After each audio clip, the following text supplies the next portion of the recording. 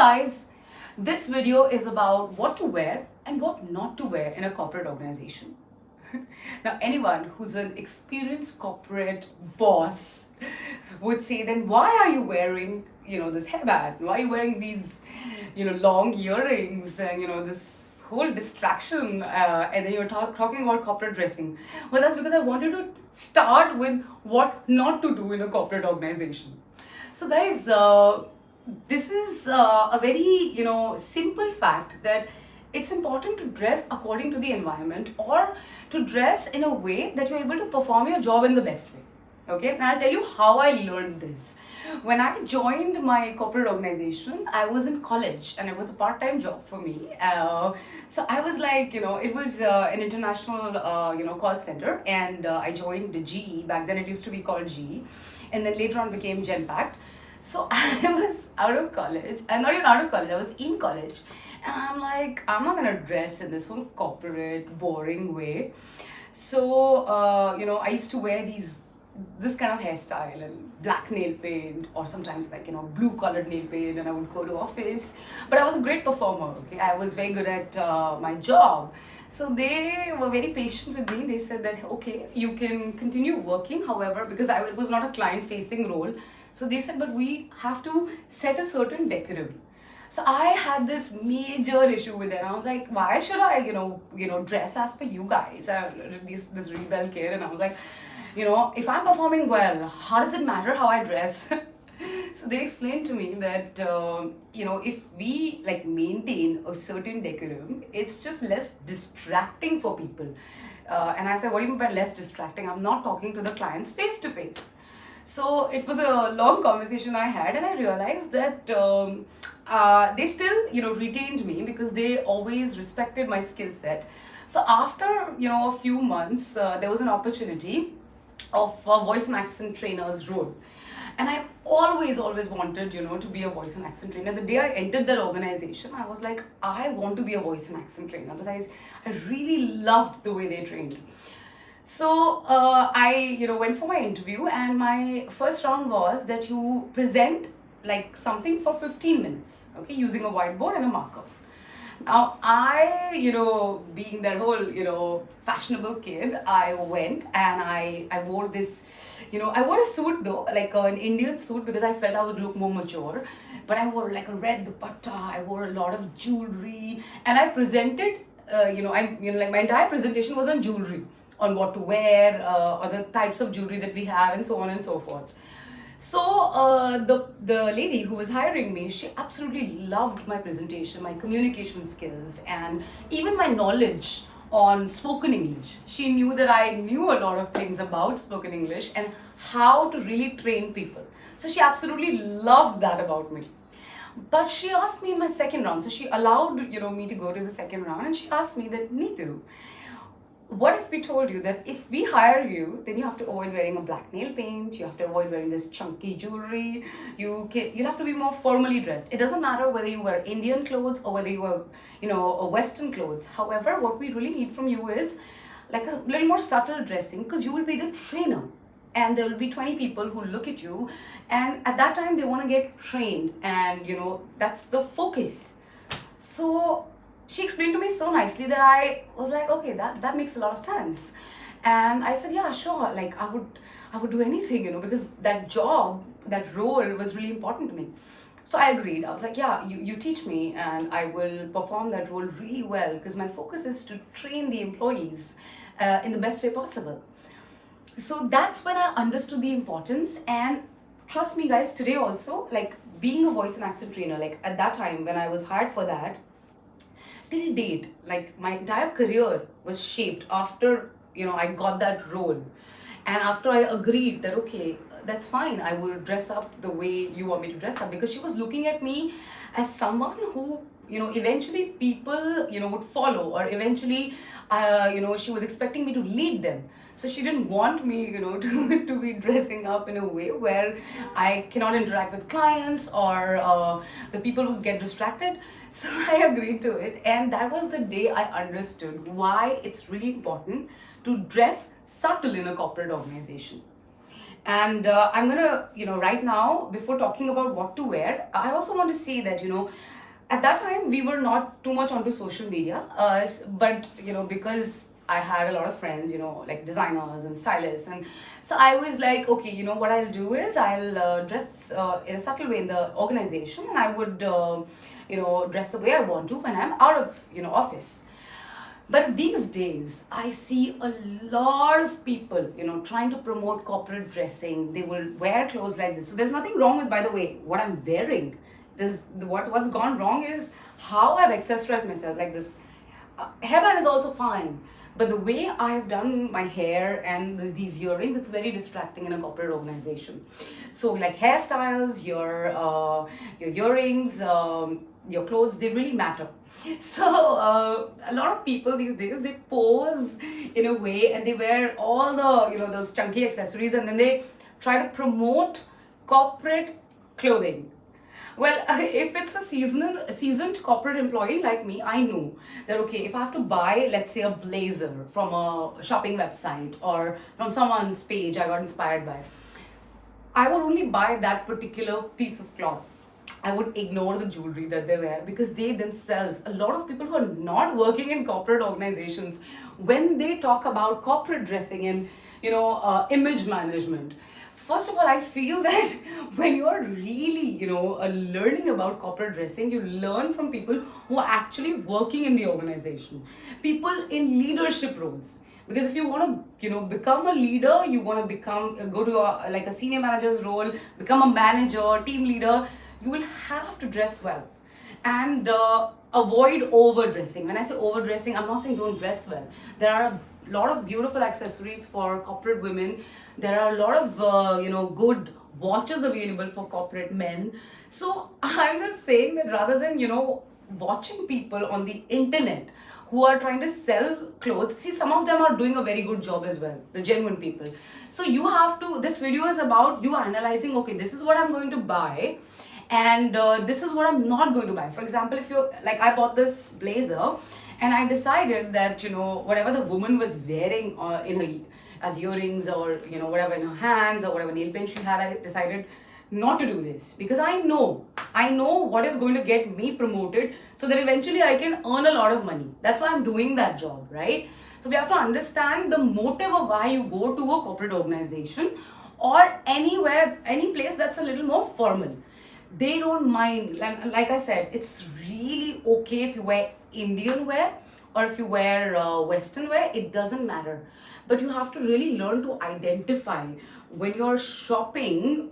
We get so influenced by all the people we see well dressed, the so-called well dressed, that we feel like, okay, but she's wearing this earring and she's got this brilliant hairstyle, she's made her hair like that, so I will also do this. Or he's gelled his hair and made a spiky look with a blazer, I'm going to do the same. So please understand that even when I'm sometimes doing my own photo shoot, I would accessorize it in my own way. The whole reason is to give you ideas about how you can wear formal wear when you're out of the organization, or in general if you want to wear it.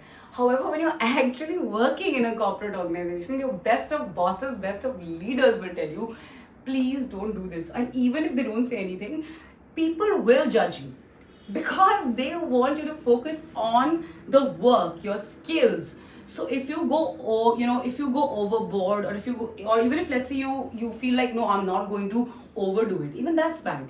So I'll tell you what the kind of clothes women should select if you really want to be taken seriously in a corporate organization, and if you're looking at some leadership roles eventually for yourself. And I'll tell you both Indian and Western wear, and for men also, what you should be doing and what you should avoid. So that when you're taking inspiration from someone that you really like on the internet, I'm not saying that's wrong. Take the inspiration, but at the same time, use your own brain and understand that, okay, this is how the client or the customer or my boss will perceive me, or my team members. So think about that as well. So now I'm going to quickly change this hairstyle, because this is not what you should be doing. The clothes are perfectly fine, because I'm wearing a blazer. Now you might think that, okay, she's wearing a green blazer, not a typical black blazer. So corporates give you that much leeway, okay? Like you don't have to wear like always black colored clothes. That's a big misconception. So I'm going to try and tell you how you can be fashionable, look good, feel good, and yet get promoted. So I'll see you in the second part of the video where I'll change this hairstyle and change the earrings. Also, by the way, before I go, sometimes in my videos, when I make videos on spoken English, see, I'm working from home and sometimes you'll see me dressed in a certain way. Sometimes I'm doing photo shoots, sometimes I am, let's say, about to go out, or there are times when I just like wearing some, pair of earrings or some kind of jewelry. So please, use this video as your reference. So don't go by that, okay, Neetu is successful and she's like, she is doing her corporate job, but she's wearing this. But trust me, when I actually go for a training or a client meeting, you should see how I dress. You may find it very formal, or you'll be like, okay, this is not, how she is in a YouTube videos. Yes, because when I'm going to train those people, they are new to me. If I go like this, they will not take me seriously. And I want them to take me seriously. At the same time, I want them to perform well. That is the main objective. It's not just about me. It's about my learners. So let me just change my hairstyle and come back in the second part of the video. Hi guys, this is the second part of the video in which I'll tell you what to wear and what not to wear in a corporate organization, both for men and women. I will try to explain this in a way so that you can get promoted, you can perform well, and yet feel fashionable. Because this is how a good leader will explain it to an employee. Because they don't want that you should change in any way. Nobody wants that, So that whole perception about, oh my gosh, corporate dressing is boring. That's not the case. Everybody wants you to be yourself, to enjoy life. In fact, they're the first ones to tell you that please maintain a work-life balance.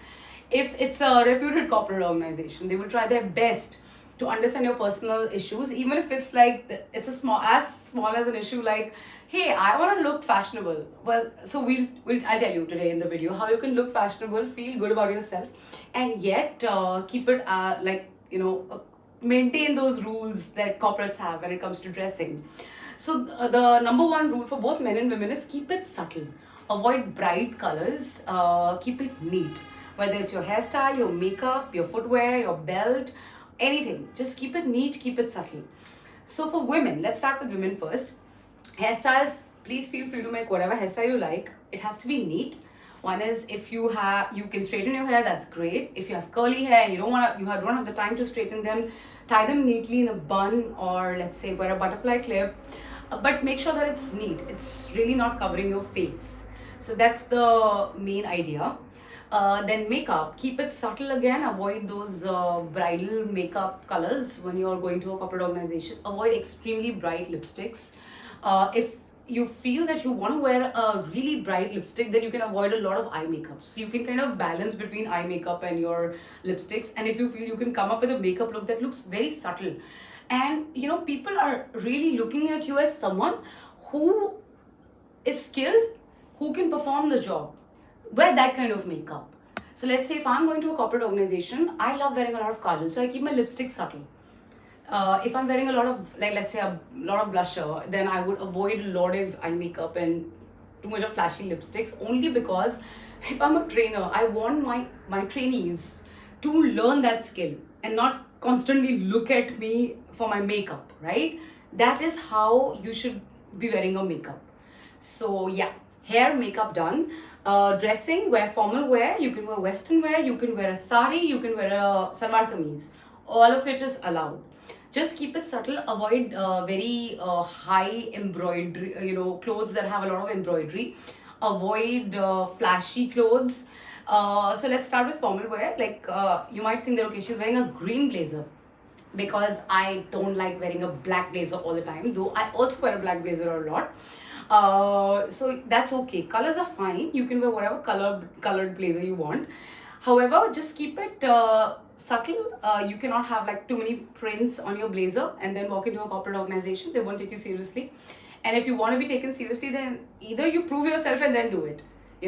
You work there for 10 years and you're like, hey, I've proven myself. Then they'll be like, okay, well, wait, let's work with you. So it's really about proving yourself.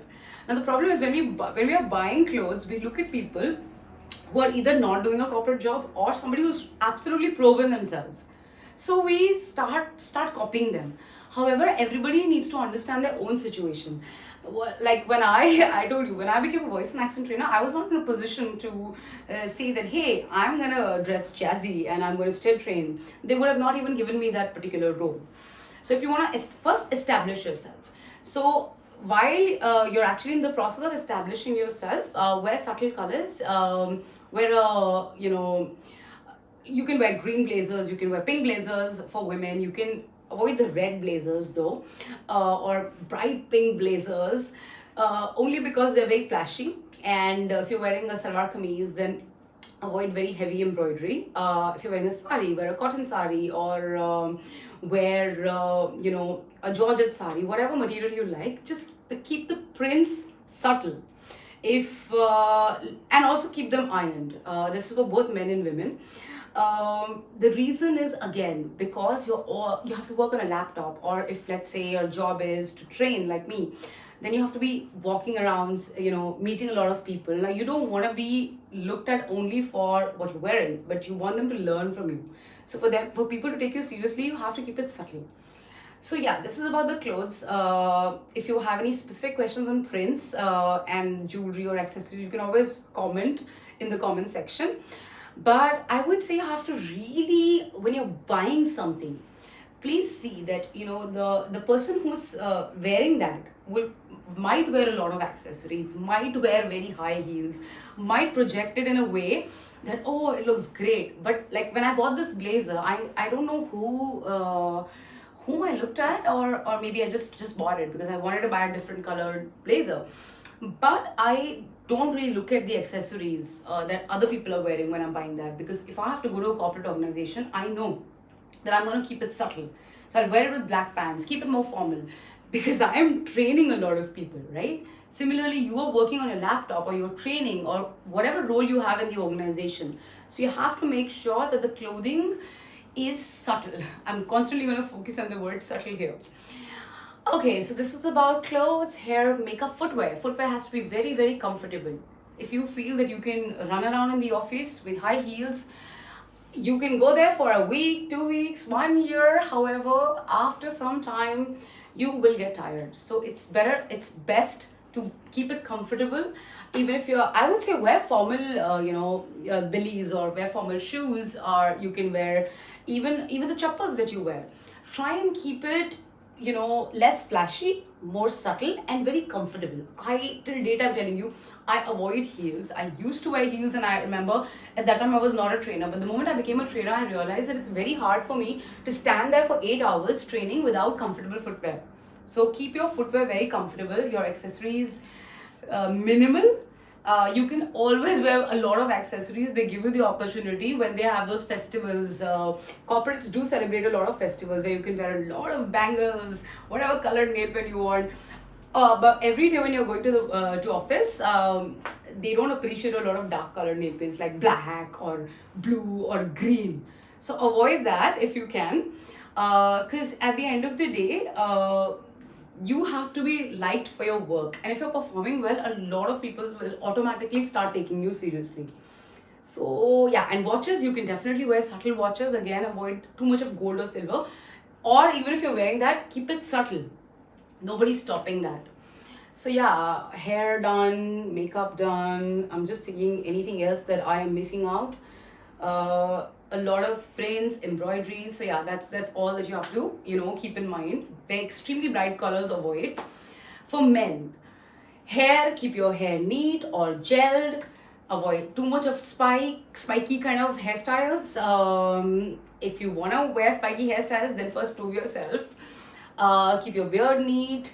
Then you wear formals. You can wear a blazer, you can wear shirts. Avoid prints on shirts.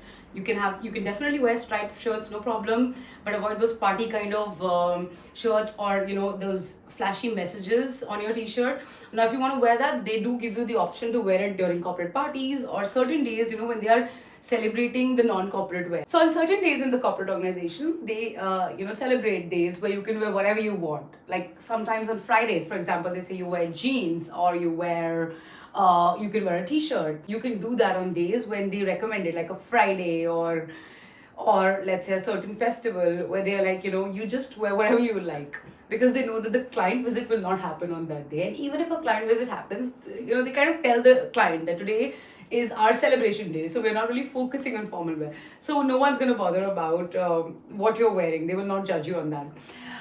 For men, Indian wear, you are allowed and you can wear, of course, Indian clothes when you're going to the office. Smart jackets, your kurtas. Just make them formal if you can.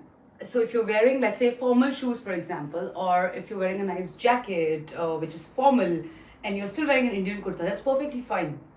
But just avoid like a lot of prints and a lot of anything that will make them focus too much on the clothes. That's the idea. They should focus on your skills, but it's not that they don't allow it. So this whole perception about corporate dressing, that hey, there's always, employees are always confused, because sometimes you look at your fashion models and you look at the celebrities and you go like, they are dressing like this, and then you feel that, okay, when I go to a corporate, why don't they appreciate that? It's not that they don't appreciate it, they're okay with it, and they love fashionable people. However, they want that you, when you're working on a very serious project, you focus on the project first, and on days where you're not you don't have to wear formal stuff, or you don't have to follow the dress code policy, those are the days you can wear whatever you like. Also, answering one question about men accessories, like I said, watches, good wallets, belts, formal shoes, whether it's Indian wear or it's Western wear. Earrings and necklaces now, because they are getting so acceptable, so a lot of people have started to accept that. However, I've still noticed one of our best of leaders, they will keep it as minimalistic as possible, only because when they are talking to the employees, they want the employees to focus on their skills, earning the money for the organization, getting promoted, learning more. That's the only reason to keep it subtle. It doesn't mean that they're boring. Let me tell you, some of those people are the most interesting people, and they can give you a lot of knowledge, because I've learned from people like that, so I can tell you. However, like I say, that we shouldn't judge other people on clothes. I totally agree, because I myself, I would get very uncomfortable if somebody tells me that, hey, you dress in a certain way. And that happened with me when I changed the industry. I was learning acting, and I realized that, okay, there were certain kind of clothes that I had to wear according to certain people. But again, that's a very personal choice, and the choice of the character. In the case of a corporate industry, I can tell you, because we are so organized, before we hire the employees, or while we are training the employees, we ask them that, are you comfortable following this policy? So most of the employees, when they agree to it, in fact, anyone who agrees to it continues with the organization. So we always tell them, in advance, that follow the dress code policy. It's good for you. That's why I'm making this video. You can, again, like I said, I'm not against anyone's dressing sense here. I think everybody is doing the best they can, and they should be themselves. However, when you're working in a certain type of environment, and if that environment requires you to do certain things, then it's your choice.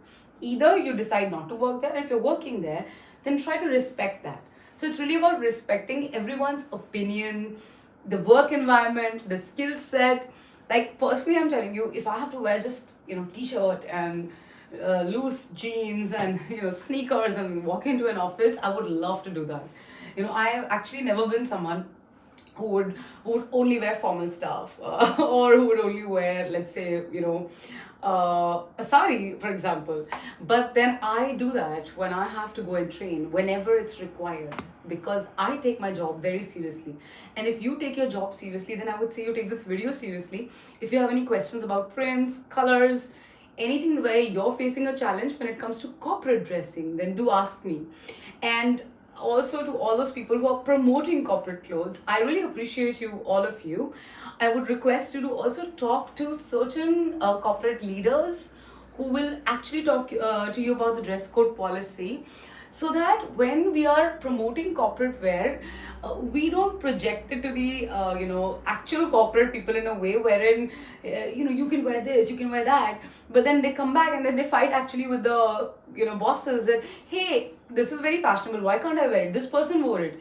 Because we really need to understand that when corporate employees are working, their focus is a lot on, let's say, software development or whatever skills they're working on. Like, I'm training on communication, my focus will be on grammar. It's really not going to be on which access. If I'm wearing a pair of earrings which is uncomfortable, I will not focus on that. Or if I'm wearing a dark colored nail paint, I will not, people will not take me seriously, they'll keep looking at that. So yeah, there are a lot of things we need to think about when it comes to corporate dressing.